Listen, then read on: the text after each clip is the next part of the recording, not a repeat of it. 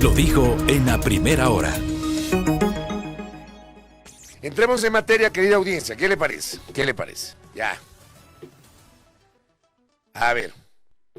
Resulta que ayer pretendieron meternos gato por liebre. Aquí pueden decir un montón de cosas, abundar en explicaciones, que hubo mala fe, que no sé qué. No. Aquí no hubo mala fe de nada, de nadie que criticó. Aquí hubo mala fe de alguien, de algún agencioso que se le ocurrió.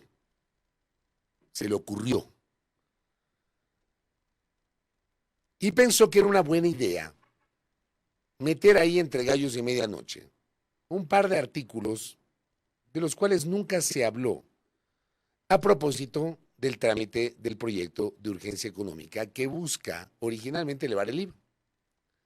Y que a lo largo de estas últimas 2 semanas, que nos han tenido discutiendo, 3 semanas en realidad, que nos han tenido discutiendo este tema, con base en la propuesta original del Ejecutivo, se han ido incorporando otros elementos. Pero algún pilísimas ahí en la Comisión de Desarrollo Económico de la Asamblea, se le ocurrió que era buena idea incorporar un par de elementos, me imagino yo, para lanzarlos como globo de ensayo. Yo no sé quién fue el genio al que se le ocurrió semejante desaguisado. Y eso constaba en el primer borrador de informe para segundo debate. No era un documento interno, no era un documento reservado, no es que estaba guardado bajo 7 llaves y de pronto a alguien se le ocurrió y les pasó a los periodistas y a los asambleístas que no sé qué y que de pronto le hacen daño a la Comisión de Desarrollo Económico. No. Yo les voy a explicar cómo funciona la cosa. Cerrado el primer debate, así funciona la cosa en el ámbito parlamentario. Se cierra el primer debate. ¿El primer debate para qué sirve? En el primer debate no se aprueba nada. En el primer debate se generan observaciones presentadas por los diversos legisladores que intervienen. El primer debate del proyecto de urgencia en materia económica para enfrentar el conflicto armado, porque así le llamó el presidente Noboa, este proyecto que originalmente busca elevar el IVA del 12 al 15%. En ese primer debate intervinieron 18 legisladores. El pasado sábado no fue una sesión tan larga. De hecho, se terminó hacia el mediodía más o menos. No fue tan larga la sesión. Y presentan observaciones. Entonces, cerrado el primer debate, el equipo asesor de la Comisión de Desarrollo Económico se reúne y empieza a sistematizar las observaciones, a recopilar las observaciones. Y empieza el proceso de construcción del informe para el segundo y definitivo debate. No es que los legisladores al día siguiente son los que están sentados sistematizando, es su equipo, los equipos de la comisión. Se toman unos días, sistematizan las observaciones y obviamente luego preparan el texto borrador que será conocido por el Pleno de la Comisión de Desarrollo Económico, que será materia de análisis por parte de los legisladores y que puede obviamente experimentar cambios porque es parte del proceso de construcción de un documento. Ya, el texto borrador no es el documento final, pero es el primer insumo. Allí se recogen observaciones, se ponen las observaciones en el documento, pero luego se pone una propuesta de texto con el articulado. Y en esa propuesta de texto del primer borrador aparecen algunas cuestiones que resultaron sorpresivas. Y como dice acá un amigo que me está escuchando, sapos vivos. Creen que somos tontos. Entonces, como digo, algún sapo, a propósito del mensaje que recibo de un querido amigo, un sapo, se le ocurrió, vean, hay que poner esto en el informe. ¿Qué constaba en el informe? En el primer borrador de informe. Alguien me mandó a contrastar ayer. El contraste era el documento. No es invento de los periodistas. Si es porque salta la opinión pública ayer, es que claro, ya se dieron cuenta que era una mala idea y sacaron ese articulado. Pero les voy a enseñar lo que constaba en el primer borrador de informe de la Comisión de Desarrollo Económico, aunque finalmente eso no aprobaron. Pero yo les quiero demostrar que ayer hubo un intento de zapada, porque no hay otra explicación. Ayer hubo un intento de zapada y como se escandalizó la opinión pública, recularon, se echaron para atrás. Póngame el primero. A ver, vamos. Lo primerito que aparece ayer. Este es el borrador de informe, el primer borrador de informe. Voy a empezar con lo primerito. Este borrador de informe que está ahí en la pantalla, déjenme que lo tenía por aquí.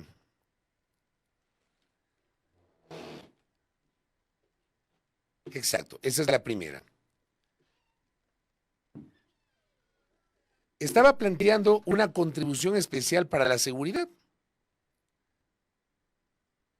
Ustedes ven el título que dice Ley Orgánica para enfrentar el conflicto armado interno en la crisis social y económica. Entonces ahí ponen el objeto de la ley. Y más abajo, la contribución, exacto, ese es don Rubén. La contribución temporal por la seguridad, ya le bautizaron así. Esto ya sabíamos. Esto ya constó en el informe para primer debate. El que los grandes grupos económicos del país graben y paguen un impuesto temporal con base en sus ganancias, en sus utilidades, en sus ingresos. Entonces aquí se habla sobre las sociedades, o sea, las empresas residentes fiscales en el Ecuador que obtuvieron ingresos grabados durante el ejercicio del 2022.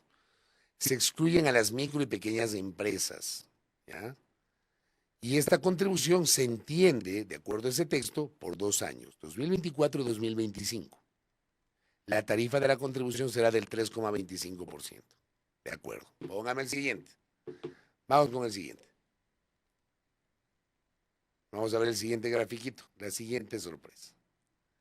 Contribución temporal sobre utilidades de los bancos y cooperativas de ahorro y crédito. Aquí ya hubo un cambio. Porque en el informe para el primer debate no constaban las cooperativas. Estaban solamente los bancos. Entonces, esto estaba en el primer borrador de informe. Ahí ponen a los bancos con las cooperativas. Hay incluso un cambio en la tabla respecto de aquella que presentaron para el informe para el primer debate. Entonces ponen una tarifa de entre el 5 y 15% dependiendo de las utilidades. Está en ese cuadrito para quienes me siguen en Facebook y en YouTube. Ustedes pueden apreciar ese cuadrito. Esa tarifa de entre el 5 y 15% con base en las utilidades que recibieron las instituciones del sistema financiero, del sistema bancario, así como también las de la economía popular y solidaria, nos referimos a las cooperativas. O sea, lo nuevo aquí era incluir a las cooperativas, pero también esta modificación de la tabla, porque la tarifa en el informe para primer debate iba del 15 al 25%. Acá le pusieron del 5 al 15%. Póngame el siguiente. Y aquí es donde casi nos caemos de la silla. Este es el intento de Zapata, pues. Porque, a ver, la crisis la pagamos todos. Es lo típica que nos dicen, no, hay que ser solidarios, hay que contribuir, que no sé qué, que no sé cuánto. Y ese cuento nos lo sabemos. Siempre nos meten la mano al bolsillo o nos quieren meter la mano al bolsillo. Siempre los ecuatorianos somos los culpables de las crisis.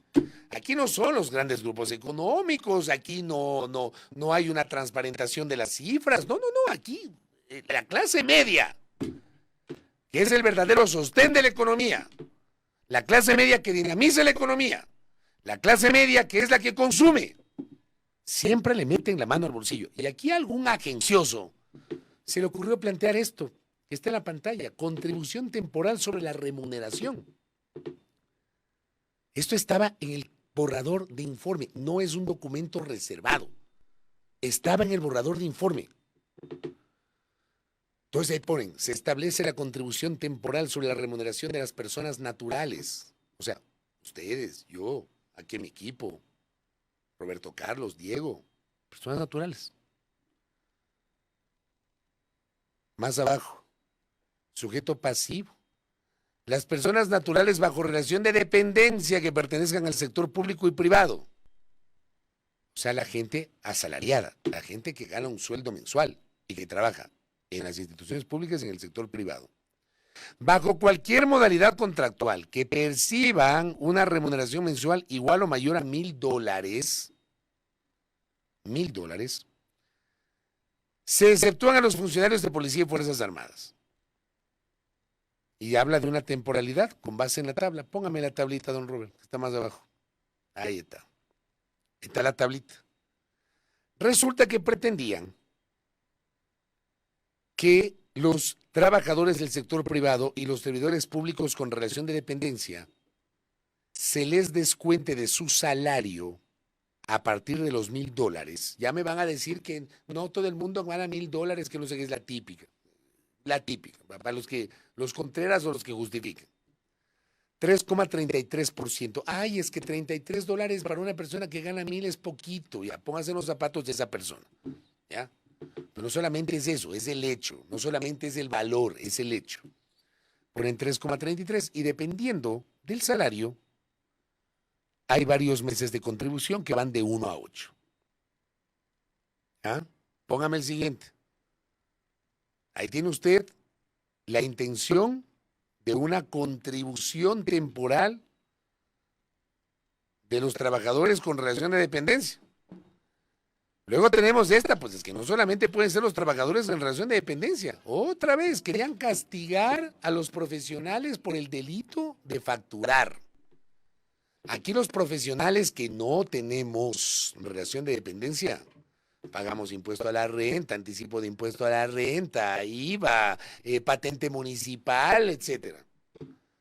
A mí me pasó hace algunos años que yo no sabía, perdón mi ignorancia, porque tú no también ignoras las cosas, que los profesionales que facturamos hemos tenido que pagar patente. Pues yo no sabía, he tenido una deuda en el municipio, obviamente ya la pagué por si acaso, pero me pasó y así le ha pasado a alguna gente. Para que vean que los profesionales que facturan nos castigan todo el tiempo.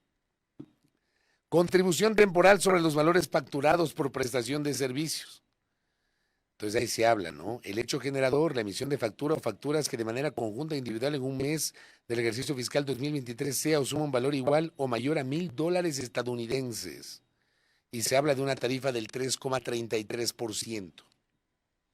No hay tabla, pero es muy similar a el tema del impuesto, de esta contribución. Digámosle contribución porque así dice el texto, ¿ya? Para los trabajadores en relación de dependencia. Póngame el siguiente. Añadieron también en ese informe borrador, ese borrador de informe, lo que ya se sabía que es la tarifa del 13%, un aumento de 1%, del 12 al 13% de forma permanente del IVA y de forma temporal del 12 al 15% durante 3 años, este 2024, todo 2025 y todo 2026, además de que abre la posibilidad de que el Ejecutivo revise la tarifa vigente, que entiendo que es del 3,5% del impuesto a la salida de divisas. Gracias, don Robert. Ya. Esto nos pretendieron meter ayer. Esto. No son documentos secretos reservados. Escuchemos a la presidenta de la Comisión de Desarrollo Económico, caballeros. Tengan la bondad. Póngale. El informe que se adjunta a la convocatoria de la sesión no es el informe final y nunca ha sido ni de cerca el informe adjuntado que incluye todas las observaciones de la comisión al informe que se aprueba a las 5 de la tarde. Lo que pasa es que están jugando con la especulación y utilizando estos momentos para desinformar a la ciudadanía. Y yo sí hago un llamado a que debemos ser serios en nuestro trabajo. Primero, son documentos internos de la comisión. Segundo, no son documentos finales, no son documentos oficiales. Ya sabemos cómo opera la comisión, porque si no, me declaro autoritaria y pues yo solo mando cuáles son las propuestas del gobierno y no se recogería ninguna observación de ninguna de las bancadas ni de ninguno de los gremios. Pero no hay que utilizar tampoco este tipo de cosas para generar desinformación. Nosotros como gobierno, como bancada oficialista, vamos a apoyar un impuesto a la banca, un impuesto a las utilidades de las empresas, vamos a aprobar que el presidente pueda subir o bajar el ISD de acuerdo a como él considere que la economía lo requiere. Y vamos a también a proponer, por supuesto, el IVA de 1 punto permanente y 2 puntos temporales. Esa propuesta no la vamos a apoyar, no estamos de acuerdo con tocar el bolsillo de los ecuatorianos en cuanto a los patrimonios. Y por supuesto, pues que los sueldos y salarios también es parte de ese concepto. Cuando le preguntaron a Valentina Centeno, ahí estuvo el Bicho Ordóñez y otros colegas que le abordaron a la presidenta de la Comisión de Desarrollo Económico. Cuando le preguntaron a Valentina Centeno, ¿quién fue el genio que propuso? Ya se dieron las vueltas, que fue un gremio de profesionales, que no sé qué. Ya, primero, la señora Centeno, con todo respeto le digo, dice que son documentos internos. No son documentos internos, es un documento público, un borrador de informe. Que no es un documento oficial, sí, no es un documento oficial, tiene que ser aprobado. Pero es un insumo que sirve para el trámite en la comisión. Y ese fue el documento que distribuyeron a los legisladores. Así que no son internos ni reservados ni nada de eso. Desinformación, ¿dónde está la desinformación? Si eso constaba. No es que alguien, a ver, no es que alguien llegó a la comisión, compareció y propuso eso. Eso no estaba en el radar de nadie. Algún agencioso, póngame el meme, por favor, pónganlo. Ya. Ayer, luego de lo que pasó, seguramente esto le hicieron al agencioso. Metieron un chirlazo. Un chirlazo. Aquel pilas, aquel brillante que se le ocurrió que era buena idea plantear en el debate, gracias, don Robert.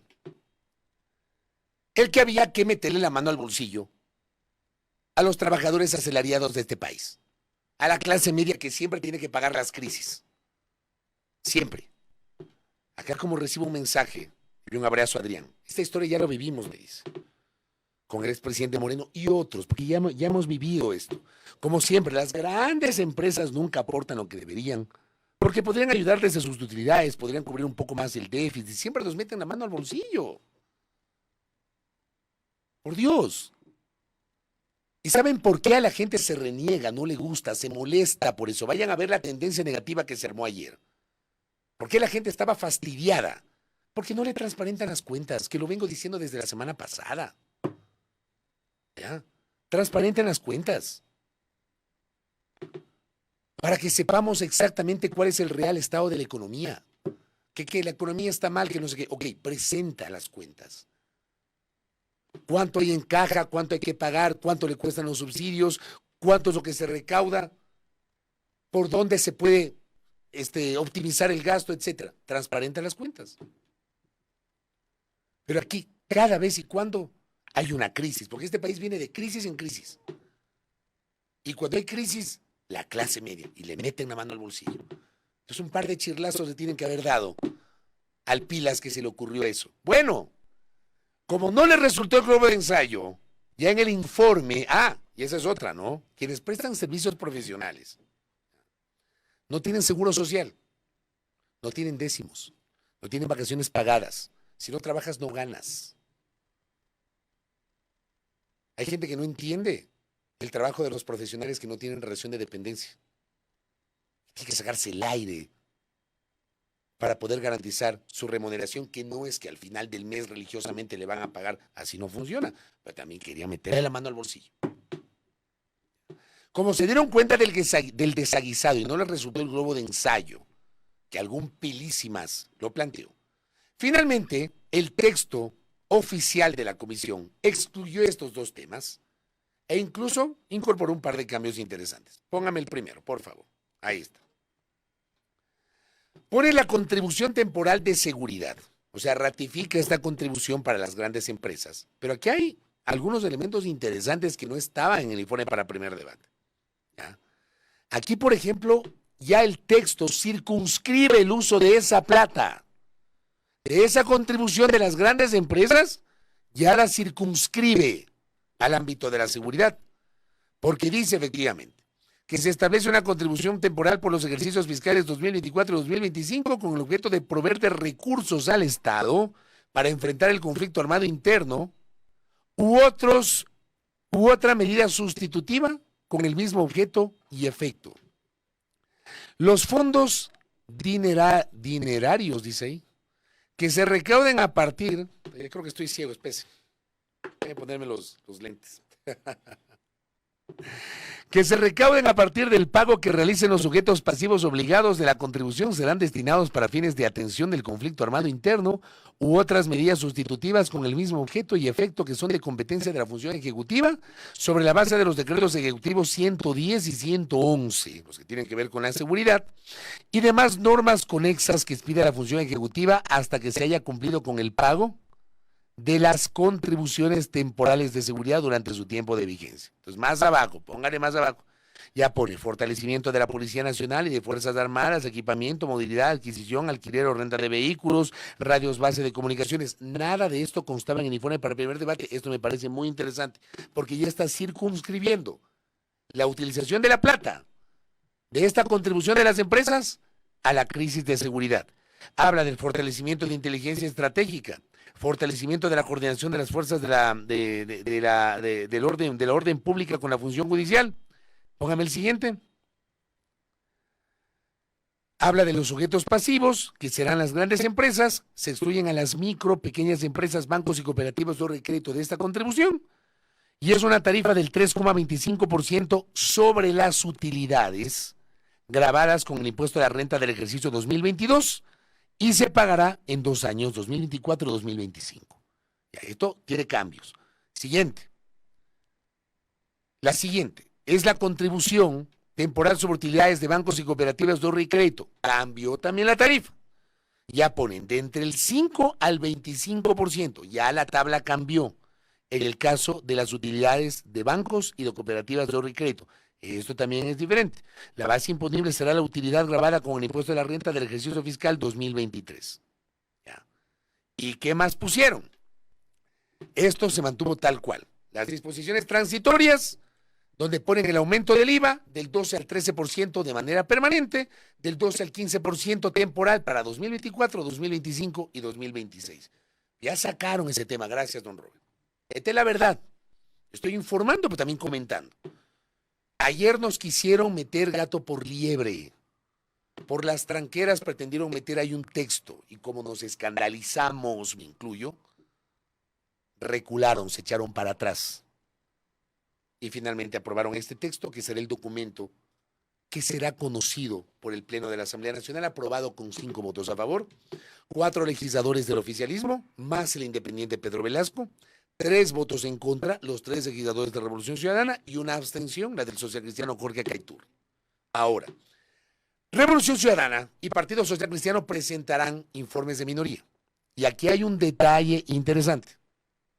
Ojo, los informes de minoría no servían para nada en el primer debate, pero los informes de minoría tienen una importancia superlativa en el segundo debate.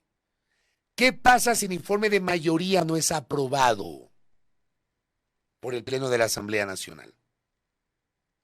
La Ley Orgánica de la Función Legislativa establece que si no es aprobado el informe de mayoría, se pasan a conocer el o los informes de minoría que también podrán ser votados, debatidos y votados. Por eso, ahora sí, los informes de minoría de los señores de Revolución Ciudadana y de los señores del Partido Social Cristiano sí tienen una importancia superlativa. Ahora, ¿qué me dice Pedrito Cornejo? Le envío un abrazo a mi doctor que sabe de los temas legislativos. Un comentario impopular, dice. Si bien efectivamente lo que se circula es un documento borrador que se pone a consideración de los integrantes de la comisión, el mismo debe contener las propuestas, aportes y criterios emitidos de la mesa. El texto propuesto debe contener lo efectivamente discutido y mínimamente acordado entre los legisladores para ser sometido a votación y de esta manera evitar sorpresas y cosas como las sucedidas el día de ayer. Es que cuando a mí me dicen que eso propuso alguien y había que incluir en el informe, ya, está bien. Pero eso se incluye en la parte de sistematización de observaciones, porque el informe no es solamente el articulado que les acabo de presentar.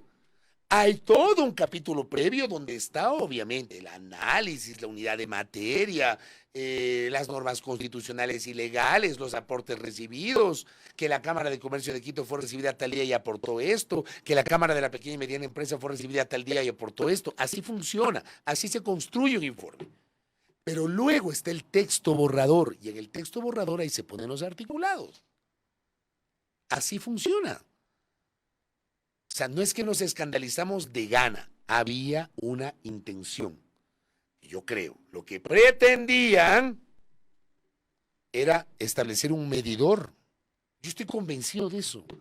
Quisieron medir la reacción de la gente y no se imaginaron que la reacción era furibunda. Acá me dice, gracias doctora, un buen trabajo parlamentario incluye discusiones en matriz. Hay informes que tienen matrices, que es la parte más larga del informe, para que sean debatidos los textos en matriz y se haga el informe final. Así nomás es esto. Bueno, al final tenemos ese texto. ¿Qué va a pasar No sé cuándo van a convocar. No sé si la sesión del Pleno es el sábado. No sé. Todavía entiendo que no hay una convocatoria para el segundo y definitivo debate. Porque yo sí creo que a esta hora lo único que sé es que nada sé. Yo no sé qué va a pasar en el segundo debate. Para el tema del IVA, no sé de dónde van a sacar los votos. Yo lo que pienso es que va a haber varias votaciones, no va a haber una sola. Yo pienso que van a tratar de votar el proyecto de ley en partes. Yo pienso que van a votar por un lado el IVA, por otro lado las contribuciones, por otro lado el tema del ISD. Yo creo que va a ser por partes esto. Para ver si logran reunir los 70 votos en cada una de las votaciones y se puede lograr la aprobación. No se olviden además que lo que salga de la Asamblea, porque la Asamblea puede aprobar lo que sea, lo que salga de la Asamblea puede ser vetado parcial o totalmente por el Ejecutivo. El Ejecutivo es colegislador. Y en su veto el Ejecutivo puede enviar observaciones. Y si veta parcialmente el Ejecutivo, la cosa se pone compleja en la Asamblea. ¿Por qué? Porque para que la Asamblea insista en lo que originalmente aprobó, vamos a imaginarnos que la Asamblea no aprueba el IVA, pero sí aprueba el resto menos el IVA. Noboa tranquilamente puede vetar parcialmente y mandar su veto a la Asamblea. La Asamblea necesita 92 votos para ratificarse en la decisión originalmente tomada. Y necesita mayoría simple para allanarse la objeción presidencial. Y si no hay pronunciamiento en 30 días, el veto del Ejecutivo entra en vigencia por el Ministerio de la Ley. Así nomás. Así funciona esto. Aquí, por ejemplo, me dice acá la doctora, lo que pasa es que se acostumbraron, un abrazo a la doctora Carrión, lo que pasa es que se acostumbraron a meter lo que les da la gana con el cuento de tener mayoría. Así es. El riesgo de votar cualquier cosa es el veto. Exactamente, mi doctor, usted me está leyendo la mente. Porque el allanamiento se logra con la mayoría simple. ¿Cuál es la mayoría simple? La mitad más uno de los presentes. Si es que hay 70 justos en el pleno de la Asamblea, con 36 usted ya tiene mayoría. ¿Ya? Pero para insistir en el texto originalmente aprobado, usted necesita 92. Mayoría calificada de las 2/3 partes. Y eso, en la Asamblea Nacional, por la configuración del Parlamento, que es heterogénea, es harto difícil. Así que aquí, como digo, les hablamos la verdad de la milanesa y esto es lo que pasó. ¿Qué va a pasar de aquí para el segundo debate? Bueno, veamos qué ocurre. Más adelante estará Ramiro Vela Jiménez, asambleísta de ADN, para hablar sobre este tema. Vamos a ver si la gente del oficialismo tenía conocimiento de este intento de la contribución especial. Antes estará con nosotros el presidente de la Corte Nacional de Justicia, el doctor Iván Saquicela Rodas. Luego estaremos hablando con Linda Guamán, porque se reactiva el caso de las pruebas PCR. Y también estaremos hablando con un notario sobre el tema de la anticresis. Va a ser interesante aquello. Primera plana. Todas las noticias, todas las voces.